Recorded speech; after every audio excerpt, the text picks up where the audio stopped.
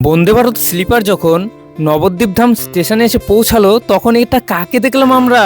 আর সাথে সাথে কিন্তু গেটটা বন্ধ হয়ে গেল। এটা আমাদের সৌভাগ্য না দুর্ভাগ্য সেটা কিন্তু বলতে পারলাম না। অনেক দিনের ইচ্ছা ছিল ট্রেনটা যেদিন চালু হবে প্রথম দিন আমরা এই ট্রেনে জার্নি করব, কিন্তু ট্রেনটি মালদা এবং কামাখ্যা থেকে উদ্বোধন হওয়ায় আমরা একটি বিশেষ কারণের জন্য সেখানে যেতে পারিনি। এদিকে কিন্তু আমাদের নবদ্বীপধাম স্টেশনে বন্দে ভারত স্লিপারকে ঢাক বাজিয়ে শুভেচ্ছা জানানো হচ্ছিল। ট্রেনটি যখন আমাদের সামনে আসলো তখন কিন্তু আমাদের গায়ের লোম দাঁড়িয়ে গেছিল বন্ধুরা, কারণ এটা যারা ট্রেনকে ভালোবাসে তারাই এই অনুভূতিটা একমাত্র জানে। তারপর আমরা করছিলাম ট্রেনের ভিডিও, আর হঠাৎ তখনই দেখি যে ট্রাভেল উইথ কৌশিক আমাদের সামনে দিয়ে এসে ব্লগিং করছে। এটা দেখে তো আমরা পুরো পাগল হয়ে গেছিলাম যে তার দেখা আমরা নবদ্বীপধাম স্টেশনে এরকম ভাবে দেখতে পারবো সেটা আমরা স্বপ্নেও ভাবতে পারিনি।